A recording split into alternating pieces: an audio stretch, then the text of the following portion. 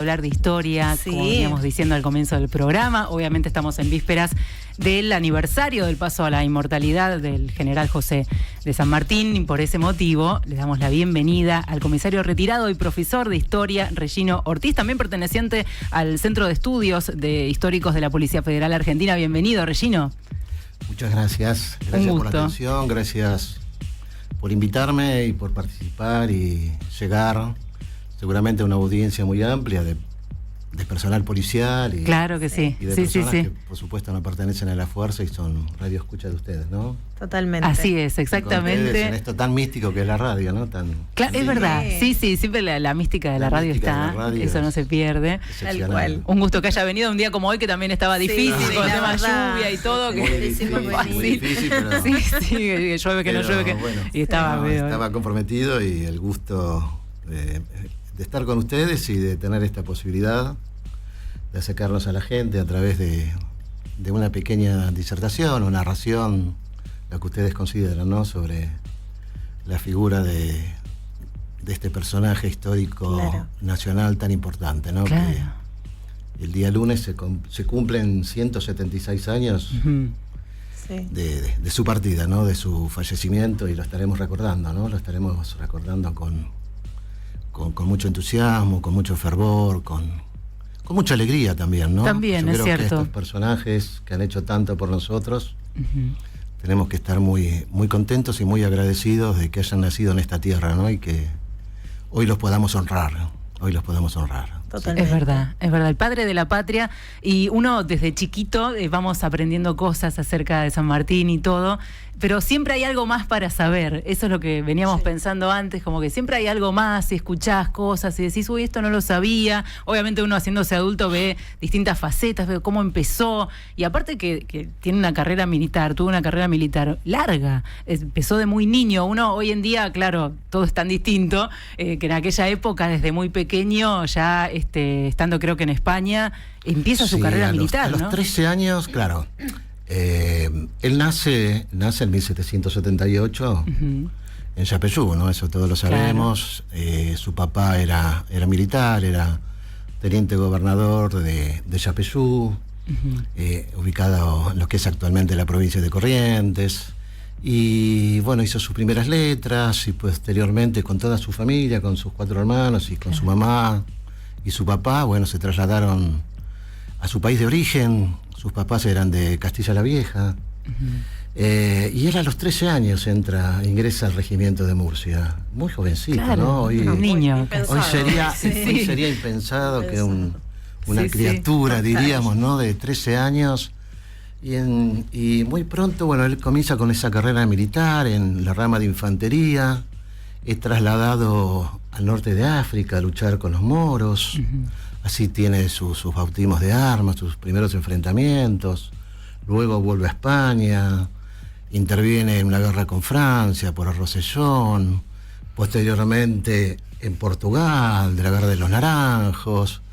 Y más tarde, pues, lógicamente, creo que es lo que un poquito más se sabe de San Martín, cuando la invasión napoleónica en 1808, ¿no? Cuando Napoleón le pide permiso a la corona española para pasar por territorio español y aprovecha para quedarse, para atacar Portugal, y se queda, y bueno, y ahí comienza lo que se conoce como la guerra de la independencia española, ¿no? Y San Martín, lógicamente, formaba parte del ejército español, ¿no? Luchaba por esa bandera española, peleaba por su rey, lógicamente, y bueno, fueron muchos años. Estuvo 21 años en total al servicio de la corona española. Hasta que él es un montón, y aparte después se le elige volver, que eso también es claro, eso te termino esta idea, ¿no?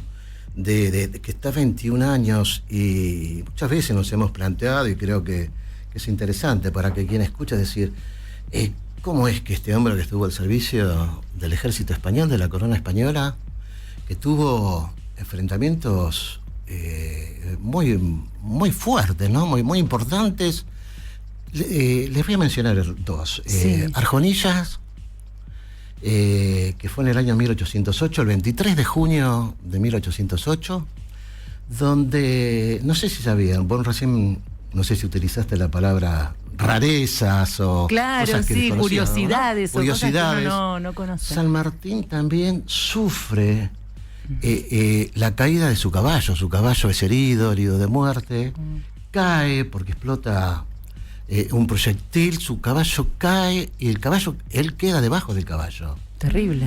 Y un húsar español, los húsares eran un regimiento español que había sido creado en 1742, lo salva, ¿no? Literalmente lo saca, lo arranca de abajo del caballo y le salva la vida. Juan de Dios se llamaba ese soldado español que le salvó la vida. Y ustedes fíjense lo que son las circunstancias de la vida, ¿no? Sí. 5 años después, él vive algo semejante en el famoso combate de San Lorenzo, claro, cuando es el bautismo de guerra del regimiento de granaderos a caballo, ¿no? Donde también él queda debajo del caballo y es Juan Bautista Cabral, en este caso, claro, que le salva la vida. ¿Qué son esas cosas? Las casualidades. Esas casualidades, sí, ¿no? ¿son casualidades o...? Hay algo ahí en San Martín, ¿no? Sí, sí. Lógicamente la historia no está escrita, ni el destino no creo que exista, pero creo que son esas cosas que a uno a veces le llama la atención y que lo transforman al hombre, ¿no? En un gran personaje de la historia, ¿no? Como lo es San Martín, ¿no? Es decir, claro. ¿Por qué? Vos dijiste recién también, dijiste padre de la patria. ¿Y por qué San Martín padre de la patria? ¿No? ¿Y por qué no otro? Claro. ¿No? ¿Qué es lo que lo hizo padre de la patria, que se lo llame de esa manera? San Martín es un hijo de su tiempo, ¿no? De un tiempo complejo, de un tiempo donde se dieron muchas cosas, muchos cambios. Las ideas que había, ¿no? En ese tiempo. Que esperaron en ese momento, ¿no?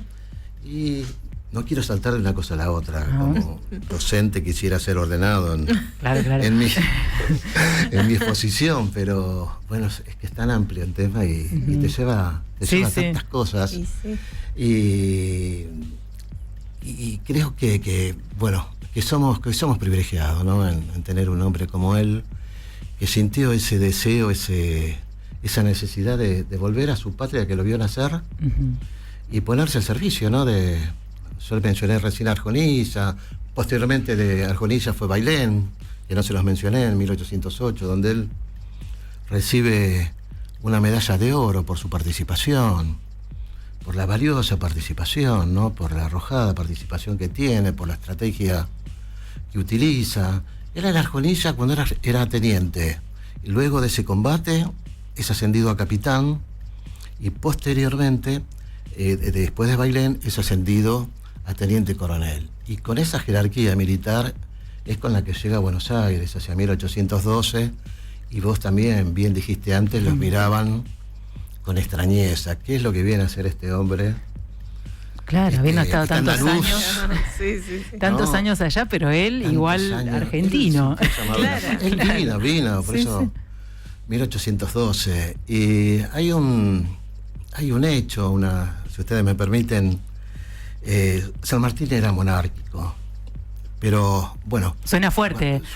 Suena fuerte hoy en día. Bueno, pero bueno, recién el contexto de que peleó tantos años y vivió tanto tiempo en España, uno creció ahí. Y uno tiene que ver, es lo que yo siempre traté de transmitir a mis alumnos, o cuando fui profesor tantos años en la escuela de cadetes o en la escuela de suboficiales y agentes.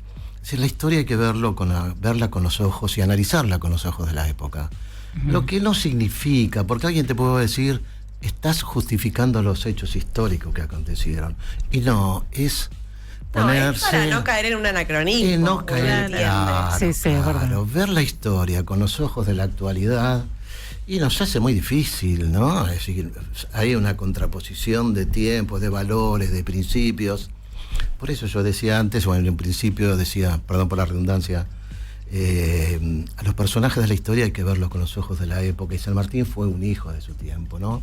¿Qué fue lo que lo diferenció del resto? Su personalidad, sus valores, sus principios. De ahí que él vuelve a América, y él lo dice abiertamente, que él viene para luchar por la tierra que lo vio nacer, por la tierra que le dio la vida.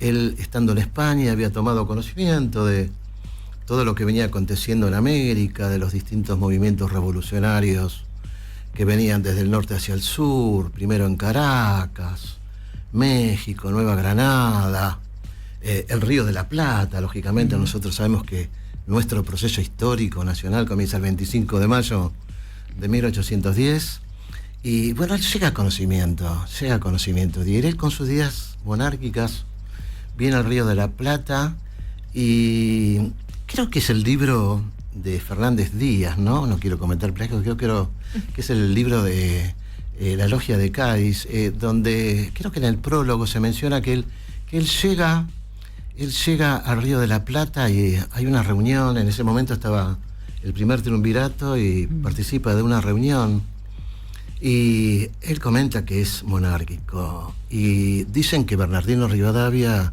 se enoja mucho, entonces le dice, era republicano Bernardino Rivadavia, y le dice, entonces, si usted es monárquico, ¿qué vino a hacer a la República? Y San Martín le dice, vine a luchar por la patria, para trabajar por su independencia. Y el día de mañana, cuando seamos independientes, se decidirá cuál es la forma de gobierno que se elige. Mira. Bueno, el tiempo... Muy clara la idea también. Sí. Muy clara, por eso... Como el carácter... Exactamente, se nota en eso. Muy clara, en ese momento no debe llamarnos la atención, porque previo a la jura de la independencia, el 9 de julio, ustedes me dicen si yo estoy hablando muy rápido. No, vamos bien. Vamos anotando todo en la mente. Previo a la declaración de la independencia, ese 9 de julio de 1816, lo llaman a Belgrano, que había llegado de Europa, y le preguntan a don Manuel, ¿cuál era el régimen que imperaba en Europa? Y Belgrano dice, las monarquías atemperadas. Claro, ya no eran las repúblicas que había tenido una vigencia muy fuerte después de 1789, con la Revolución Francesa, ese gran proceso, profundo proceso político que nació hacia 1789, digamos históricamente. Claro. Le ponemos una fecha, 14 de julio de 1789, ya se habla de la República, porque bueno, Napoleón Bonaparte había sido derrotado, las monarquías se habían restablecido, pero ya no de manera absoluta, sino con un parlamento de por medio, ¿no? Para que no sea el rey quien tuviera todas esas atribuciones que le daban un poder inimaginable, ¿no? No había institución en el mundo que pudiera poner límite a tanto poder, a semejante poder que venía según de Dios. Esa concepción venía directamente de Dios. Claro. Entonces no había instituciones terrenales que pongan límite a ese semejante poder. Y bueno, Belgrano habla de una monarquía atemperada. Y haciendo un pequeño salto en el tiempo, si ustedes me permiten, ustedes saben que, bueno,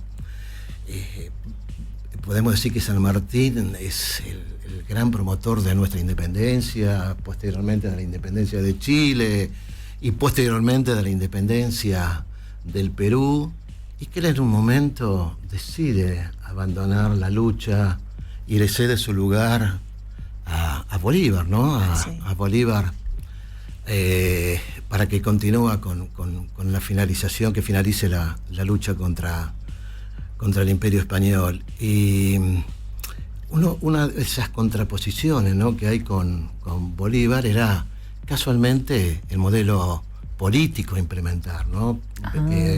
San Martín era partidario, vuelvo a decir, de la monarquía, y Bolívar de la república. Esa es una de las contraposiciones, ¿no? Sí. Que existieron y que por las cuales este hombre, como en su momento renunció en España a su brillante carrera militar, aquí renunció, cuando digo aquí me refiero a América del Sur, porque él, como protector del Perú, podría haber permanecido si hubiera procedido de otra manera. Y en nuestro país también, ¿no? Porque no olvidemos que cuando estamos hablando de todo este proceso donde estamos trabajando por la emancipación desde el punto de vista militar, en nuestro país, en Buenos Aires, se había generado la caída del poder central, del directorio, ese proceso que lo conocemos nosotros como anarquía del año 20, ¿sí? El nacimiento de las provincias como entidades autónomas, cada cual, esa lucha que posteriormente vamos a decir después del Congreso de 24, unitarios y federales, ¿no? Entonces en esas luchas intestinas y tan fuertes se lo llama a San Martín para luchar contra el ejército federal o las milicias federales, y San Martín no acepta. San Martín dice que él no va a desenvainar su sable en las luchas internas, ¿no? Contra otros patriotas, y es cuando decide abandonar el país, y bueno, con su hija, con Mercedes, porque su esposa había fallecido, con su hija se traslada a Europa, primero a Francia, posteriormente a Inglaterra, más tarde a Bélgica, donde permanece unos años. La situación en Europa también es compleja. Y ahí decide trasladarse nuevamente a Francia y bueno, termina falleciendo en Boulogne-sur-Mer un 17 de agosto de 1850, ¿no? Es un derrotero muy emotivo también, ¿no? Porque su lucha continuó, él estuvo al tanto de lo que sucedía en el país en distintas oportunidades. Él regresó en 1829, cuando el país también estaba muy convulsionado. Claro. Se había producido la revolución del 1 de diciembre de 1828, que había derrocado a Dorrego. Dorrego es fusilado por Lavalle, y Lavalle es quien le ofrece ante la avenida de San Martín también hacerse cargo de la conducción política, y tampoco acepta. Él se vuelve a retirar. En Europa están aconteciendo una serie de oleadas revolucionarias burguesas, 1830, 1848. Por eso, ¿no? Cuando venía pensando, hoy nosotros somos hombres de este siglo, del siglo XXI, del siglo XX, donde hablamos permanentemente de qué rápido que pasa el tiempo y cuántas cosas somos testigos. Tal cual. Y si nos ponemos... Es verdad. Vos antes algo dijiste, ¿no? De San Martín nació en 1778 y falleció en 1850. Vivió 72 años, y cuántas cosas que vivió. De todo. Verdad. Sí, es verdad. Cosas vivió. Nació en lo que era el recientemente creado Virreinato de los Ríos de la Plata. Pasó después lo que fue en nuestro país una primera junta de declaración de la independencia, un proceso de luchas internas. Claro. La sanción de una constitución que tardamos muchísimos años, ¿no? 1853, y a pesar de eso el país no estaba unificado, y todavía para hablar de consolidación del Estado Nacional, tenemos que esperar después de Pavón, después de septiembre del 1861, y cuántas cosas pasaron en ese tiempo. Claro, es verdad eso, como que era más convulsionado todavía. Ahora tenemos como una estabilidad, lógico. Hoy hablamos de esto de... Claro. De que todo pasa rápido. Esta gente, ¿cuántos cambios vivenció? Y cambios profundos. Y cambios profundos, aparte y cómo tuvo que adecuar sus conductas, sus actividades, sus pensamientos a esos tiempos vertiginosos de cambio, de luchas y... Sí, de la noción de repente cambiada, de decir, bueno, no, de la cuestión así de soberanía también que nace en esa época, la idea de nación, toda de patria. Claro, de esa consolidación de los estados, ¿no? Que se va a dar en Europa. Vos fijate que lo que tarda... Nos estamos yendo un poquitito a otro tema. Sí, es verdad.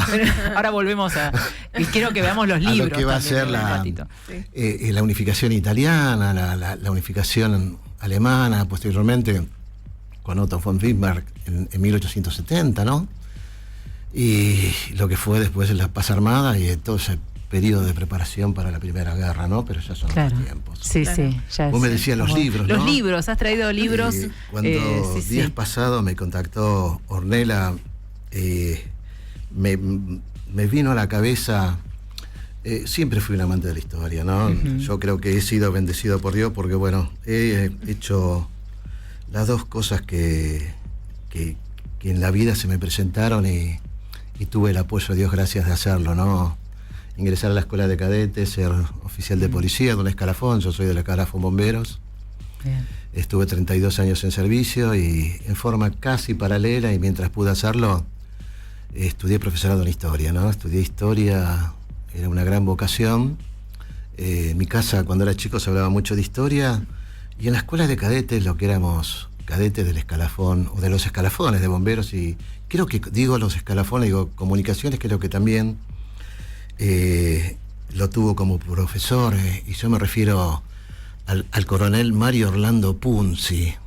Era profesor nuestro de química, coronel retiro efectivo del ejército argentino, historiador, abogado, ingeniero militar. Y él, bueno, en un momento nos hizo llegar como historiador, que tiene varios libros, es uno de los fundadores de la Academia Nacional del Lunfardo también. También, mira. Y nos hizo llegar varios libros de historia, y yo tengo 2 libros de él, todavía, estoy hablando del año 1978, yo fui cadete en 1978 a 1979, en aquellos tiempos eran 2 años la escuela. Eran 2 años. También era distinto. Promoción 77. Y este libro se llama San Martín, el primer montañés de América, porque el coronel Punzi escaló el Aconcagua en 2 oportunidades. Uy. Qué hombre multifacético también, ¿no? Porque me está contando ingeniero, historia, todo. Profesor en historia, claro. Que escribió, conocía muchísimo sobre la conquista del desierto, no solamente la conocida, la efectuada por Roca hacia el sur, porque es la más conocida, sino también la que se hizo posteriormente hacia el norte, hacia el Chaco. Es más, en ese libro de la conquista del desierto, vuelvo a decir que lo tengo, si hay una nueva oportunidad, lo traeré. Seguramente sí. El prólogo, sí. El prólogo está dedicado al general Anaya, ¿no? Que había sido un expedicionario al Gran Chaco, ¿no? A la guerra del Chaco. Así que, bueno, un gran recuerdo, y me vino a la cabeza esto, ¿no? Y donde él en este libro habla, no sé si es la palabra justa, de la simbiosis que existía ya entre el general San Martín y la montaña, ¿no? Por eso él lo llama el primer montañés de América, ¿no? Porque hoy decimos con mucha facilidad, San Martín cruzó los Andes. Oh. Sí. No, pero cuando uno los ve, dice, yo no puedo creer que este hombre en su tiempo hizo esta travesía. Hizo esa travesía con más de 5.000 hombres, con más de 10.000 mulas, con todo un parque de artillería, 1.600 caballos,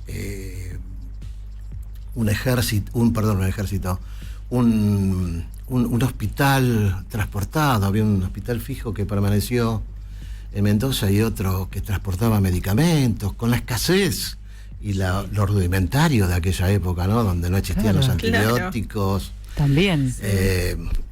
Todo aquello rudimentario, y que sin embargo, bueno, él logró planificar con una exactitud y tan minucioso en los detalles que él sabía por dónde pasar, él sabía el lugar, o sea, y también está eso de el objetivo no era solo cruzar y ya, y ahí había que batallar después. Exactamente, él sabía por dónde cruzar, él ya había hecho todo un estudio, se sabía que él tenía algún tipo de cartografía que existía en la época de algunos predecesores que ya habían hecho algunos cruces. Él había hecho su inteligencia también, todos conocemos lo que fue la guerra de Zapa, ¿no? Entonces, buscando desorientar a los españoles por dónde iba a cruzar, y bueno, eso lo comentaba a los indios porque sabía que los indios iban a llevar el cuento a los españoles. Y bueno, hacía correr la voz de que iban a cruzar por el sur, porque bueno, hacia el sur sabemos que la cordillera va descendiendo en altura, y hubiera sido más lógico, menos dificultoso posiblemente, ¿no? Él, fíjense que él elige, divide su ejército en 6 columnas, ¿no? En tres partes, una columna norte, una centro y otra sur, desde La Rioja hasta Mendoza. Y él también, les decía antes, había hecho su inteligencia, ¿no? Haciendo cruzar a su ingeniero topógrafo, llevando con una excusa muy, no sé si extraña, ¿no? Pero llevándole la información al en ese entonces presidente de Chile, gobernador de Chile, Marcó del Pom, llevándole una copia de las actas de la independencia argentina de 1816, ¿no? Una cosa medio, podríamos ser irrisoria. El objetivo era levantar los planos, ir por el Paso de los Patos, que era el más complejo, y volver por Uspallata, que era menos complejo. Así que de esa manera también él pudo tomar un conocimiento exacto de lo que eran esos dos pasos donde iban a cruzar las dos columnas más importantes. Todo un estratega, claro que sí. Todo un estratega, ¿no? Y de esa manera, bueno, cruzó los Andes y, bueno, pudo sorprender a los españoles en Chacabuco. Claro. Y obtener esa victoria tan rotunda, tan importante, ¿no? Y antes vos me hablabas de los objetivos claros, ¿no? Y yo te conté esta pequeña anécdota de cuando él llega al Río de la Plata y que dice él viene a luchar por la independencia de su país. Él el concepto y la idea de independencia la tenía muy clara. ¿Por qué vuelvo a ese primer concepto? Porque cuando después de Chacabuco él se reencuentra con O'Higgins y lo insta que declare casi en forma inmediata la independencia de Chile. Porque él decía, si declaramos la independencia, si somos independencia, nos van a reconocer y nos van a respetar.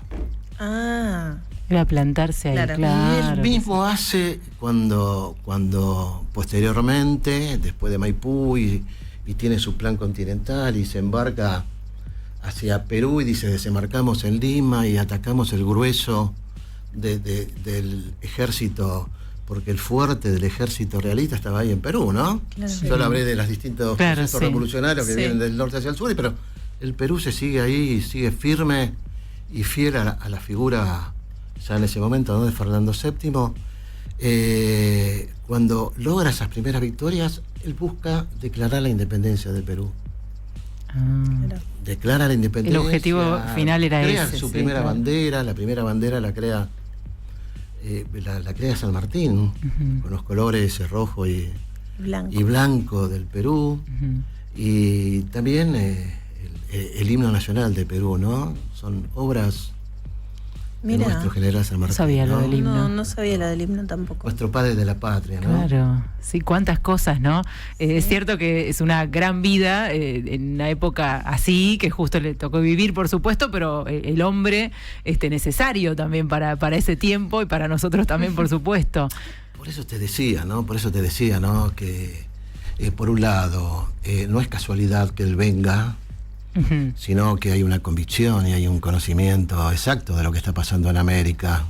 No es que viene, cuando él viene, y no sé si terminé el concepto cuando comencé a hablar, dije, lo miran con desconfianza. ¿Por qué este hombre que tiene una brillante carrera en España viene a ofrecer sus servicios y a desenvainar su espada por un país que prácticamente él no conoce, que él se va chico y viene a luchar por él, ¿no? Viene a luchar por su gente, viene a luchar por ese ideal de libertad, ¿no? Por ese ideal de independencia. Él seguramente, la España que estaba conociendo con Fernando VII no era la España que él quería, que él conocía, ¿no? Fernando VII, cuando vuelve al trono hacia 1814, bueno, de ser llamado al deseado, bueno, cometió, o sea, hay todo un intento, ¿no?, de vuelta a ese absolutismo, contra el cual ese proceso de revolución, ese proceso histórico de la Revolución Francesa había luchado largamente, ¿no?, y que Napoleón había propalado por gran cantidad de países europeos y que había llegado a América, ¿no? Él lucha por esos ideales, él lucha abandonando todo, dejando todo, y hoy, vuelvo a decir, lo decimos y no sé si a veces concebimos la magnitud que ello tiene, ¿no? La importancia que ello tiene, el valor que ello tiene y la convicción, ¿no? A veces hoy hablamos tanto de convicción, de convencimiento político y demás, y eran gente con unos principios muy fuertes y que ofrendaron todo, ofrendaron su vida. Sí, total. San Martín no era un hombre que gozó, no fue un hombre que gozó en esos años de una salud esplendorosa. Sufría de enfermedades, ¿saben? Que tenía úlceras estomacales, tenía reuma, sufría de gota. El cruzar, que vuelva a los Andes, pero por pasos ubicados a 4.700 metros de altura. Afecta más todavía, ya estaba afectado, todavía, la altura mareos, es terrible. Vómitos. Por eso llevaban una gran dotación de cebolla y de ajos, ¿no? ¿Por qué? Para luchar contra la altura. Luchar contra la altura no solamente para tema respiratorio, para ¿no? el ser humano, para el hombre, sino también para las mulas y para los caballos. No sabía tampoco la cebolla. Claro, eso, se dice que el menú tampoco, que lo que comían no era hoy diríamos el más saludable, ¿no? Lo que llevaban una gran cantidad de charqui, de carne seca, salada, que la aplastaban entre dos piedras y la aflojaban con agua caliente, con grasa, con rodajas de cebolla y con ají, ese que es muy picante, picante. Claro. Pero ese dicen que también está bien para la altura. Sí, se come mucho. Y bueno, para entrar un poquito en calor. Un poquito en calor. Y bueno, también, existía el mate, por supuesto, tomaban mate, té y alguna bebida espirituosa como el vino y como el aguardiente. Todo eso. Era para resistir. Era para resistir, eso es tremendo. Y práctico de llevar. También, ahí estaba la clave. Porque también tiene que ser práctico como esto del charqui y todo, también ayuda mucho. Y ha traído otros 2 libros con las imágenes libros, porque también les comentaba previo a concretar este encuentro, que estos son libros que posiblemente desde el punto de vista historiográfico hoy estén superados, ¿no? Pero en una época, primero la historia de Mitre sobre el general San Martín y posteriormente de este autor, José Pacífico Otero, fueron los grandes biógrafos, ¿no? Iniciales de San Martín. José Pacífico Otero escribió estos libros sobre la vida del Libertador hacia el año 1932. Fue un fraile franciscano, si la memoria no me traiciona, ¿no? Que nació en 1876 y falleció en 1937. Y publicó estos libros sobre la vida del Libertador en 4 grandes tomos. Y posteriormente, nuevas reediciones del Círculo Militar lo reeditó, vuelvo a decir, en 8 tomos. Y cada uno de ellos tiene la figura, una imagen, un óleo de San Martín. Lo están viendo, ¿no? Sí, lo estamos viendo. Y para los que nos ven por streaming. Bueno, es San Martín, ahí está. Ya anciano, ¿no? Claro. Este óleo fue pintado hacia el año 1870. Sabemos que San Martín ya estaba fallecido. Es muy conocido, es muy difundido, creo que todos lo han visto. Pero este otro, que es del año 1871, creo que no es tan conocido. No, es verdad. Y si me equivoco, disculpen, ¿no? Por ahí hay gente que lo está viendo y dice, yo lo conozco, ese libro. Es del año 1871. Fíjense que es el mismo San Martín siendo anciano, pero de uniforme. Claro. Sí. Como que todavía está en combate. ¿No? Exactamente. Y para mí es una figura muy emotiva, ¿no? Y últimamente, yo he visto muchas cosas hechas con inteligencia artificial, ¿no? Pero es verdad. Sin embargo, en estos tiempos también, ¿no? Se hacían este tipo de cosas que nos tiene que, por un lado, llenar de orgullo y homenajear y sentirnos cerca de esta figura tan emblemática de nuestro país y para toda la América, ¿no? Por supuesto. Hay que reconocerle toda América, América. No hubiese sido lo mismo. La mitad de América, ¿no? La mitad de América. Sí, por lo menos. Verdad. Así que bueno, ha sido un gusto repasar la vida, la historia y toda la obra también del general San Martín, porque bueno, estamos por supuesto, como decíamos, en vísperas del aniversario de su paso a la inmortalidad y siempre hay que tenerlo presente y aparte de eso vamos conociendo más cosas y cada año vamos conociendo más. Así que y hoy con usted también hemos conocido más cosas aún. Así que un gusto, Regino. Muchas gracias a ustedes, gracias por la confianza, la invitación y bueno, que el día 17 nos encuentre a todos los argentinos unidos, que la familia policial, por supuesto, más unido que nunca y trabajando siempre en pos de la comunidad. Y un pequeño visito. Sí, por supuesto. Como miembro del Centro de Estudios Históricos del Instituto Universitario, bueno, estamos dando una serie de capacitaciones, apoyando a las escuelas de formación, nuestras escuelas de formación inicial, la Escuela de Cadetes, la Escuela de Suboficiales Agentes e Inteligencia Criminal. Somos distintos integrantes del centro bajo la tutela, la conducción del doctor Juan Pablo Alfaro, bueno, que estamos recorriendo nuestras escuelas y haciendo algunas disertaciones para los cadetes, los aspirantes, los auxiliares séptimos de inteligencia y bueno, aportando nuestro pequeño granito de arena al proceso de formación policial. Así que bueno, gracias por permitirme participar. Muy importante, muy interesante, la verdad que sí, nos nutre a todos eso, por supuesto, y bueno, esperemos volver a verlo por acá, por supuesto, para otra clase. Ya siento que son clases, así que es así. Muchísimas gracias. Hablamos con el comisario retirado y profesor de Historia, Regino Ortiz, que pertenece también al Centro de Estudios Históricos de la Policía Federal Argentina. Federal 99.5